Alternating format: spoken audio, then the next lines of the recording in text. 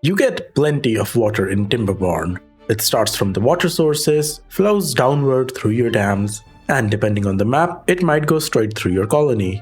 But ultimately, the water does need to leave the map, one way or another. While we could try and stop this water from escaping over here, doing so would basically flood the entire colony back here. So how on earth do we collect more water while also ensuring that everything in our colony remains functional? Whether that is your water pumps or your sophisticated irrigation networks, we need to make sure that everything keeps functioning while also making sure that we have plenty of water for the longest droughts that the game has to offer. Floodgates are amazing for controlling the level at which a dam would basically allow water to flow downstream. So for example, by setting this at 0.5, as soon as the water gets filled up to the half mark over here, it starts flowing downstream this way. Dams, on the other hand, have a fixed height of 0.65. Basically, what I'm trying to say is that floodgates are fancy dams because they let you control the height at which water gets through. However, floodgates are completely useless if you wish to store more water than their height level. Thankfully, we have sluices in the game. However, make sure that you place them at a height where you wish to maintain your water level. So for most cases, it's good enough to keep them at the base level. Once you have your sluices set up, you can make your levees on top of them, and then since we have some dams downstream, let's just set it at a level of 0.7 so that water can actually cross those dams. Now let's also come over here to the other side and close off this section of the river because yeah, I do not want water to flow out from my colony from over here. Now, as you can see, some water is flowing towards our colony to make up for the water that's basically being evaporated and harvested by these water pumps. But all of the other water is escaping outward over here into this direction. That's because these dams are basically an overflow right now. If these dams were not here and we had the good old levees, then this entire dam would be overflowing. Now, for the time being, let's just remove these. And instead, what I want to do is start working my way up on this dam. We just need to make sure that our beavers can actually walk over here. Now, the easiest method of actually making sure that your beavers can construct a dam is to just place a path on top of it.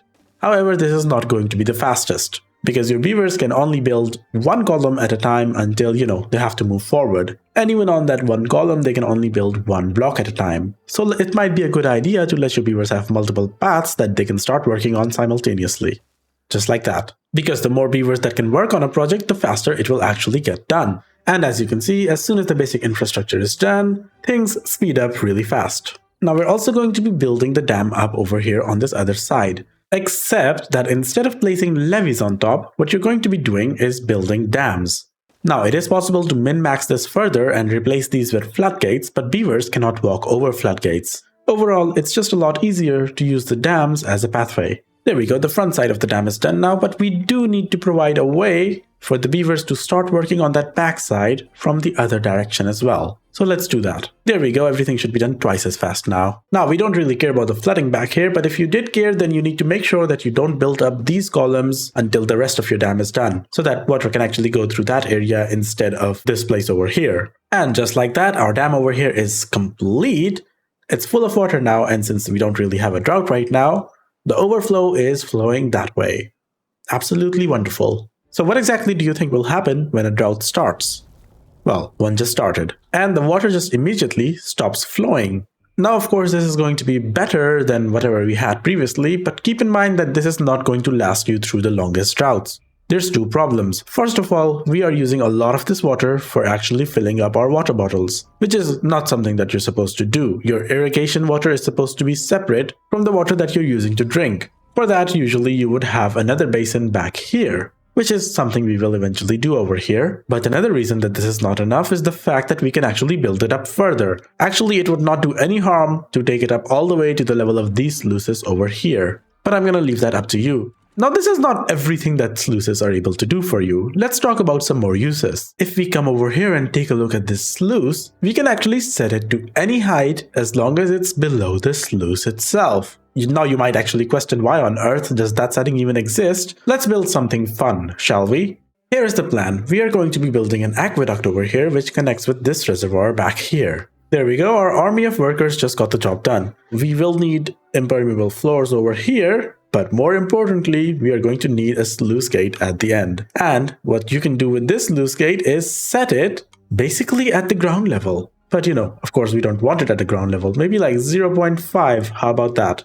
And let's wait for the drought to end now. There we go, the drought is over now, and this sluice gate over here is going to fill this place up and then stop. And every now and then, as the water down here evaporates, this sluice gate is going to let some more water down, but yeah, there you go. Some water was let through just to top it off. You can primarily use this method to farm crops that require to be in water, because even the crops that need water need shallow water and not, deep water. Alright, next up, I just want to talk about something really simple, which is that this arrow on top of the sluice gate when you're placing it is the only direction that the water is allowed to flow through the sluice gate in. Which is to say that no matter how high the water level on this side is, it will never flow backwards. And by the way, just in case you're playing with pressure, this close above downstream depth also acts as a reset for the pressure. If I disable this right now, there you go. All the pressure and all the water in that dam will start flowing through that gate. And this is not really good behavior. So let's close them now so that we can reset it. There you go. Basically, if you have a lot of pressurized water and you want to reset the pressure to a new level, then you build a sluice gate to do that. And finally, we are coming back over here to the main function of the sluice gate for beginners, which is that it lets you divert bad tide water away from your colony without any effort. And as soon as the bad tide ends, you get your fresh water back. That tells me that I actually need to have another sluice gate right over here so that this part never gets contaminated water. The way we do that is by disabling everything and only telling the sluice gate to close when there is contamination, so basically close above contamination. We're also using similar settings over here, where this side is closing above contamination, whereas that side is closing below contamination. However, I did tweak these numbers a little bit so that this side stays open a little bit longer, just to let the water clear up. If I'm being honest, I think that's it for today. Let me know if there's anything that's still confusing. The developers just dropped an update on the experimental branch where they just reworked this entire map. So the new version of this map looks very different now, and I will be covering that really soon. Smash that subscribe button so you don't miss it, and I will see you guys next time. Bye!